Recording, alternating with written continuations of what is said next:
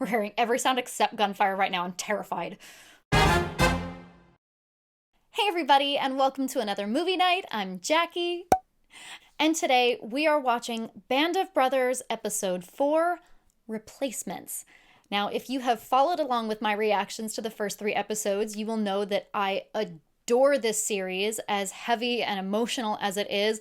My God, it is spectacular. It is so good, and I'm thoroughly enjoying watching this, so thank you so much for recommending it. So without further ado, I'm going to get into this episode, but as always, you guys know the drill. Please don't forget to like this video if you enjoyed it. Drop me a comment. Let me know your thoughts on this episode, on this series. Have you watched Masters of the Air? Because if you're watching this on YouTube, that means that that series has already aired. I'm really curious to hear your guys' thoughts about it. Redder is better, so hit what may or may not be a big red subscribe button depending on your browser, and check me out on Patreon for the full-length version of this reaction as well as all of my other content. Again, if you're watching this on YouTube, then the entire series of Band of Brothers is already available on my Patreon, so if you don't want to wait, check it out there. Of course, links to my Instagram and other socials are in the description box below, and with all of that out of the way, let's get into Band of Brothers Episode 4, Replacements. We know we're qualified parachutists. They had to be. A lot of them were awfully green. We hoped we could keep them alive, or they could keep alive. A lot of them didn't.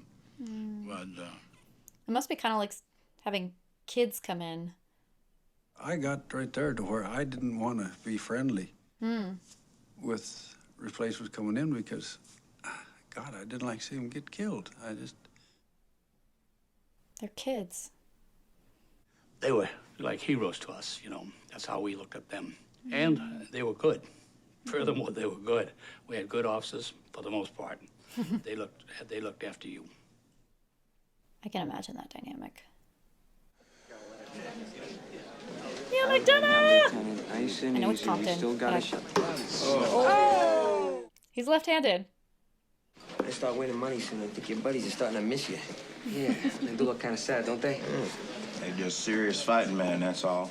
Is that James McAvoy? That is baby James McAvoy. I don't really know much about it. Hey, come on. First one to hit the bullseye? Yeah, one shot. One shot. Why not? Yeah? Why do I feel like you're way better at this than you're letting on, Neal McDonough? Are you about to have a Ted Lasso moment?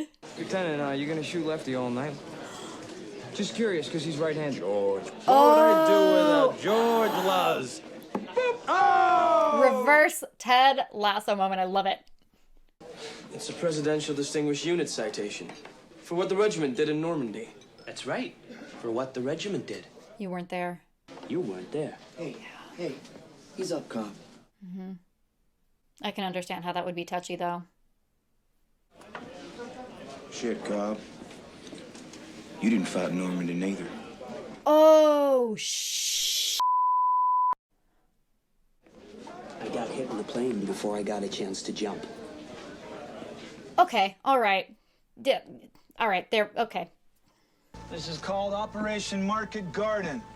In terms of airborne divisions involved, this one's even bigger than Normandy. Oh, dear. If this works, these tanks will be over the Rhine and into Germany. That could end the war, get us home by Christmas. Intelligence doesn't expect much opposition. They think the Krauts in Holland are mostly kids and old men. Aww. See, again, that's hard. I understand it's war. I understand they're the enemy. But again, they're still people. And the fact that he specified it's kids and old men, like, that's just...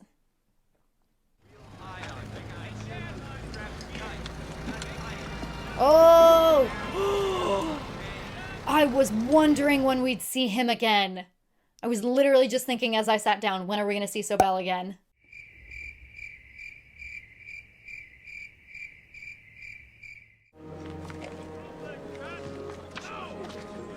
Take a moment. The fact that he specifically went the other way around the truck. Give himself a moment. Not exactly rolling out the carpet. They didn't let me out. I busted out. Can you make the jump? Oh, sure, I can't live. I just can't sit. Oh, that's right. Isn't the guy that got shot in the behind? I couldn't believe it either. Hey, maybe he's gonna court-martial me later, huh? Let's get you some gear. Don't put it past him. Son of a Yep. Malarkey. Oh dear. Sergeant, that motorcycle is United States Army property. That may not mean anything to you, but it means something to me. Where'd you find it? The petty bitch is back. Yeah, seem all right. Yep. Come here, come here. Sling it up and down. When you hit the ground, your kneel hit the butt, the business end will break your jaw. All right? Lose your reserve. You won't need it. We're jumping low. Take your belly band and wrap it around you. Fine.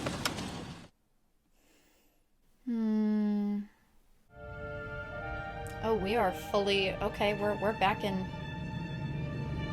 Oh, that's where the opening shot came from.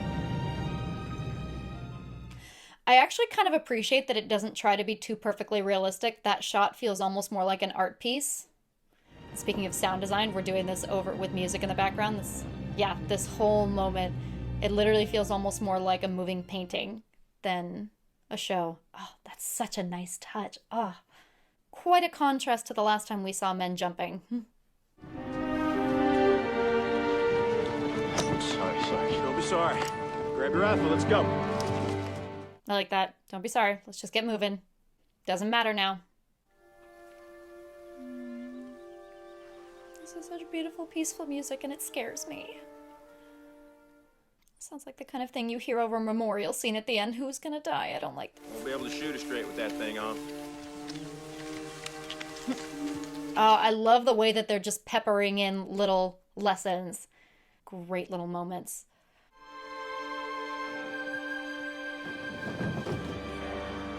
Oh, what a transition. What a beautiful transition.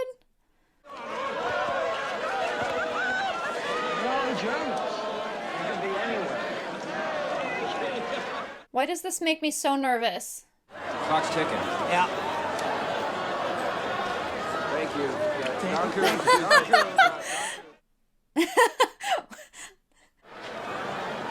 We gotta get to these bridges. Winters was just like, thank you, move along. This is not what I was expecting. Oh my god. I mean, can you blame him?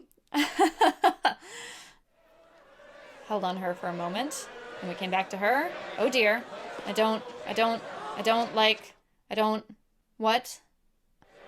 I don't like this. I don't like this. What the hell?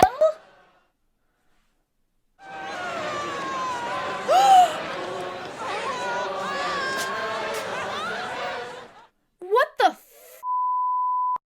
They slept with the Germans. They are lucky. The men who collaborated are being shot. Oh, makes me really uncomfortable. I'd be happy to show you the quickest route to the bridges. I'd be happy to have your help. Yeah.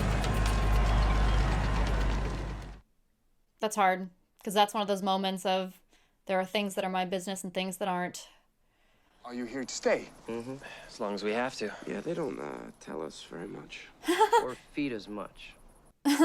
They all speak English. They all love us. What a fantastic country. Hey. Why does this make me nervous? Here, take. Danke. Why does this whole thing make me so nervous? Ja, kom Rinus, is goed.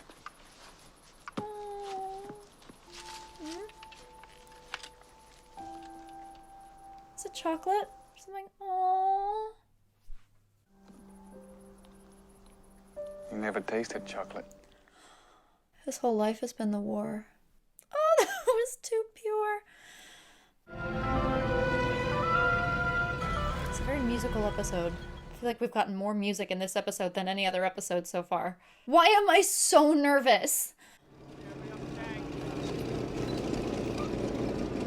Lieutenant! Oh shit. Huh? And that's why I was nervous. You're right out in the open. Don't shoot the medics, you assholes! It's his first time seeing that. Oh. Yeah, they're the newbies. It's their first time seeing something like that.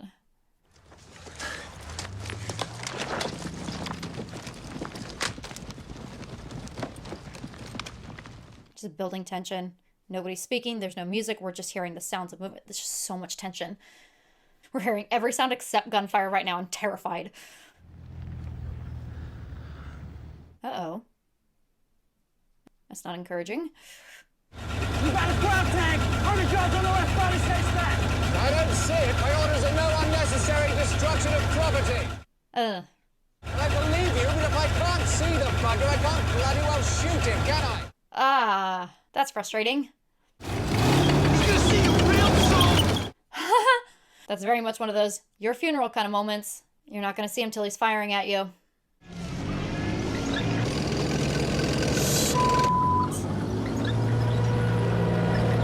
Yep. Yeah. Yep. Yep. Could have taken it out.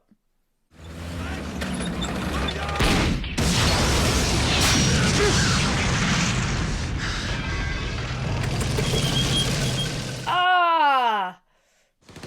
There's a ditch on the other side. Follow me through.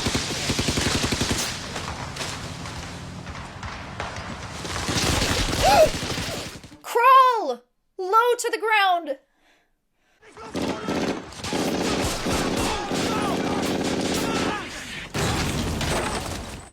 Excellent stunt. Rifle grenade!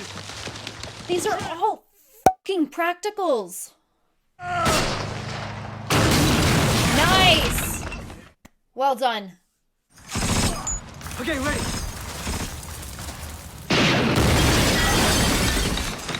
Well, that works. Well done. Oh, Jesus. Oh my God, that was a great shot. Oh my God. This is just one chaos after another. Jesus. We gotta get out of here! Oh, Jesus. That is where you were literally just sitting. Oh my God.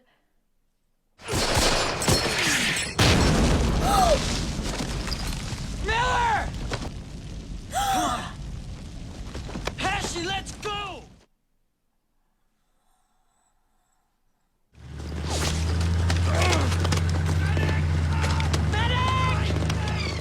The medics are stretched a little thin right now. No, not Compton. I mean, not any of them, but not Compton.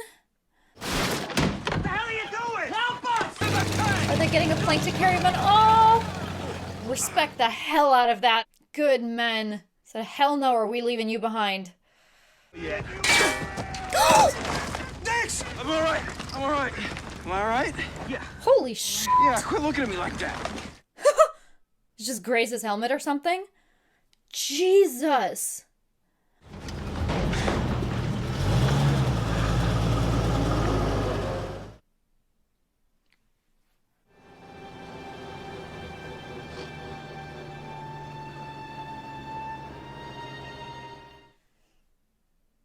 How do you even begin to process that? Oh dear. Oh dear.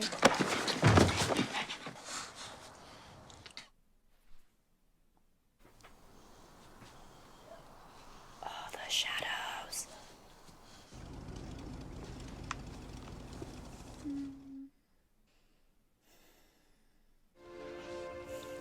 Oh, that's gotta be painful. He's like, you may not need it, but I need it. Oh, shit. Oh, crap. Breadcrumbs. Yep. Fresh bloody rag.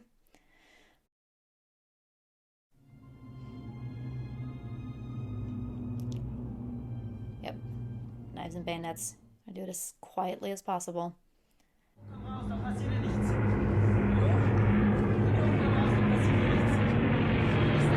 Use the sound, yep. Ah, nice. Well done. I love the sound design on this. He's using the sound of the flyover to hide it. Yep, that's smart. Yep. Nice.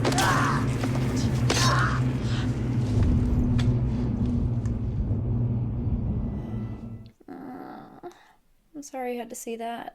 That was a really interesting thing to include because I feel like the theme of this episode is very much loss of innocence. It's the replacements, it's the newbies. And so for us to see a civilian, this young woman, have to witness something like that, it really, really parallels the theme here. I'm gonna look for him. By yourself, you're not. I'll go with you. I'll go. Me too. All right. Say we may be green, but we're not cowards. I ain't going back up there.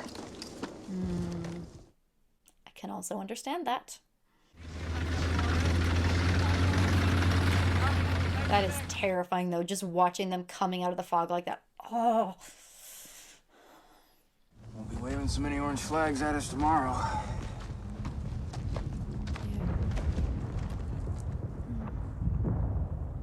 God, the cinematography on this show. I will praise the lighting on this show until the day I die. Their use of shadows and the fact that even so I can still actually see it. I just...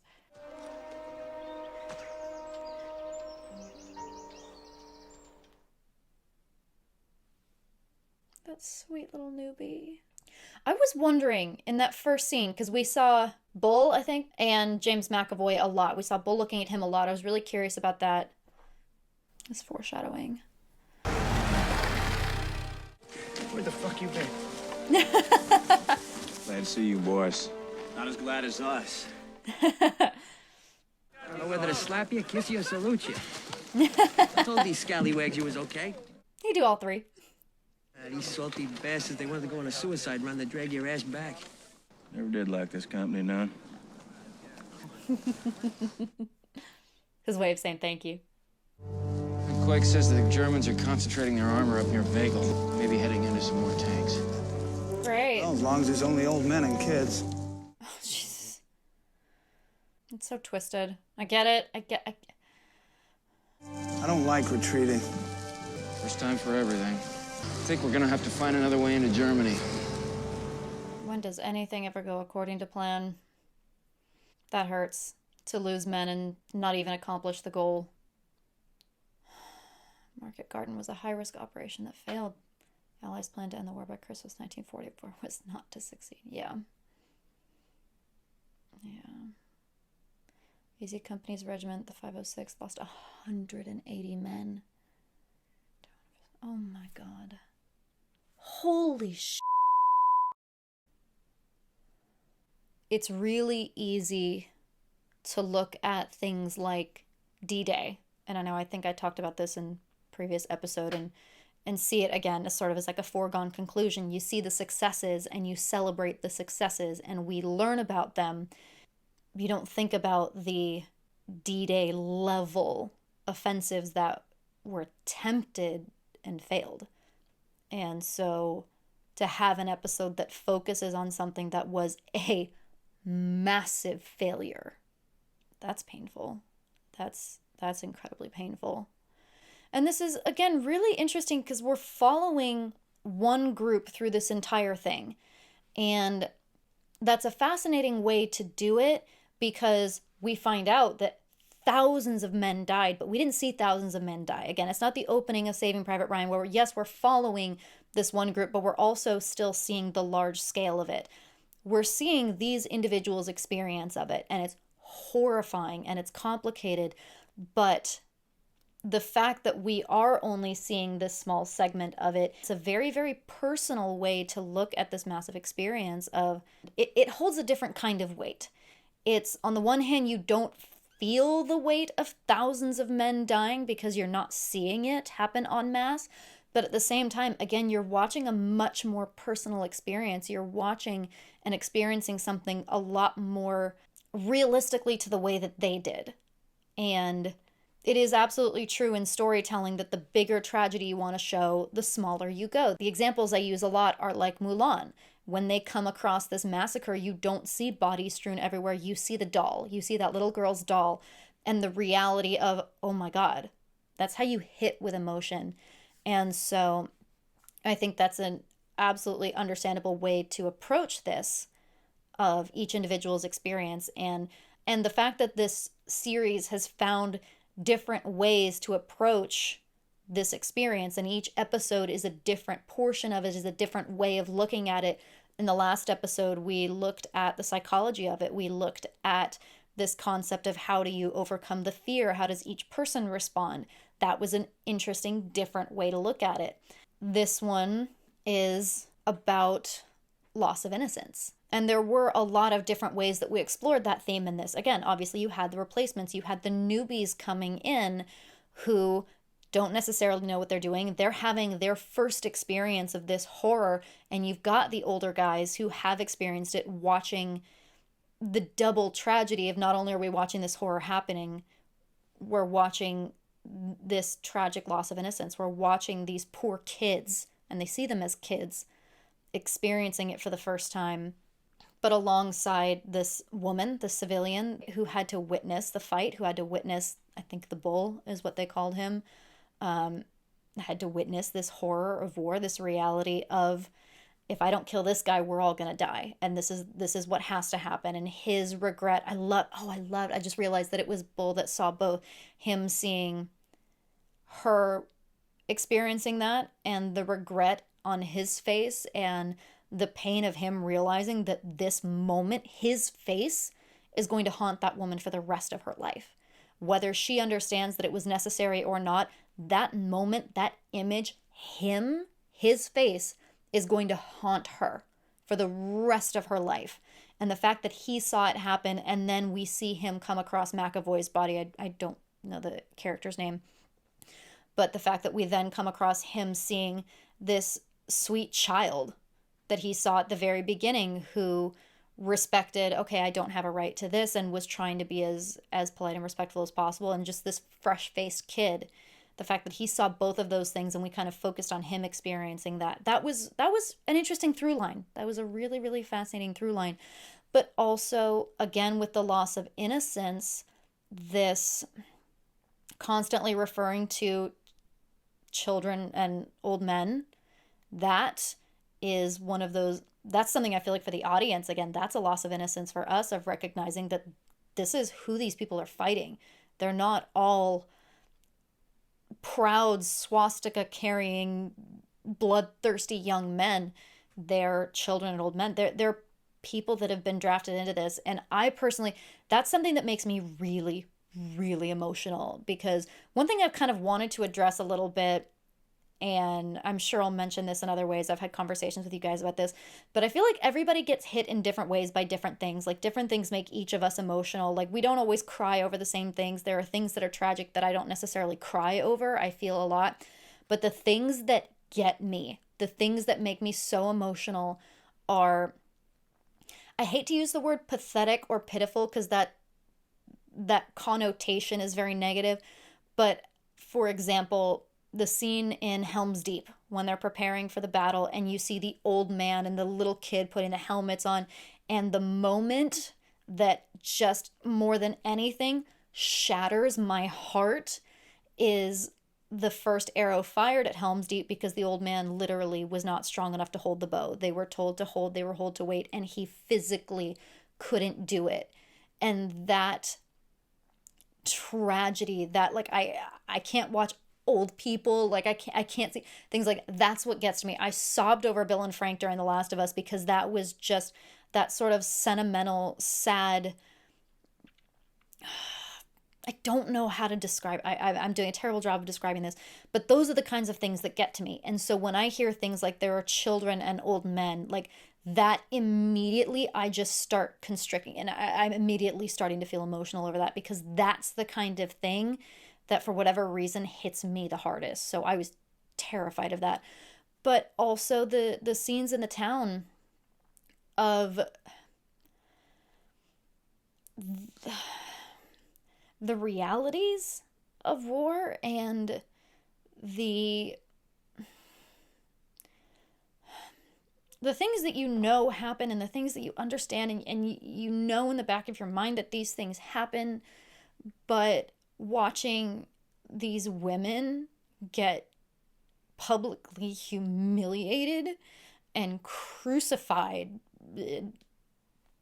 stoned, whatever you want to call it, for what they did, like, it just,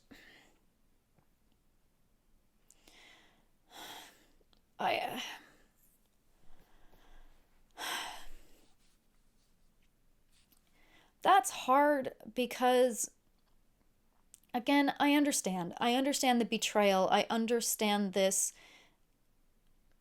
need to punish someone for abiding the enemy somehow.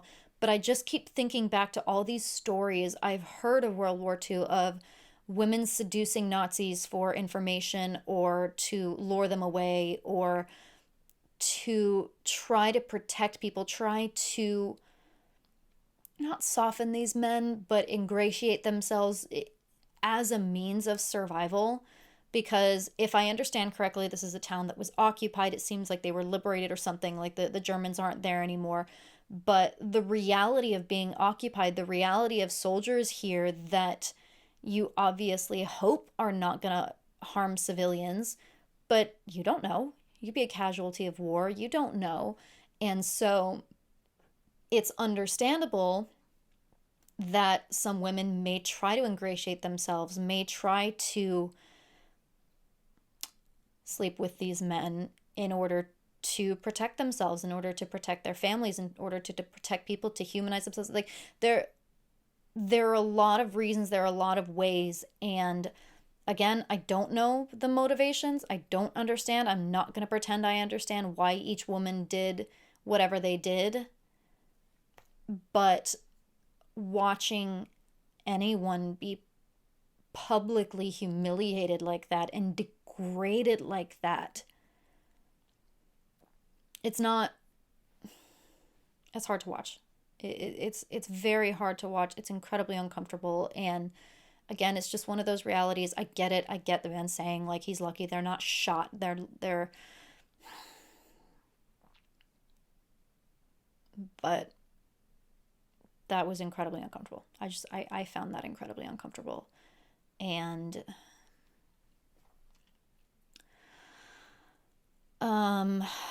I don't know really what else to say about this episode.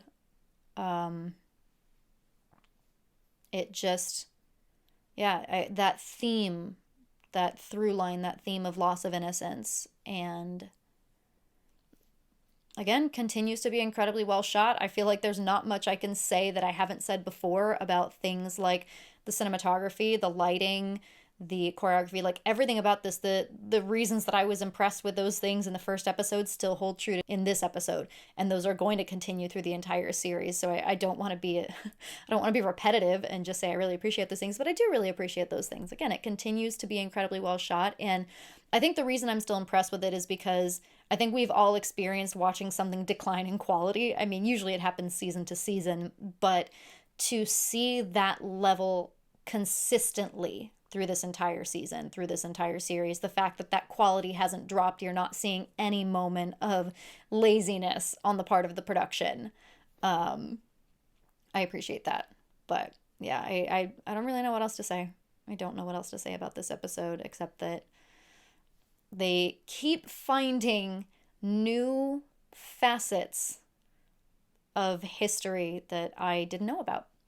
And again, speaking of loss of innocence, this idea of using a colossal failure, something that was supposed to hopefully end the war and send them all home, showing the colossal failure of it.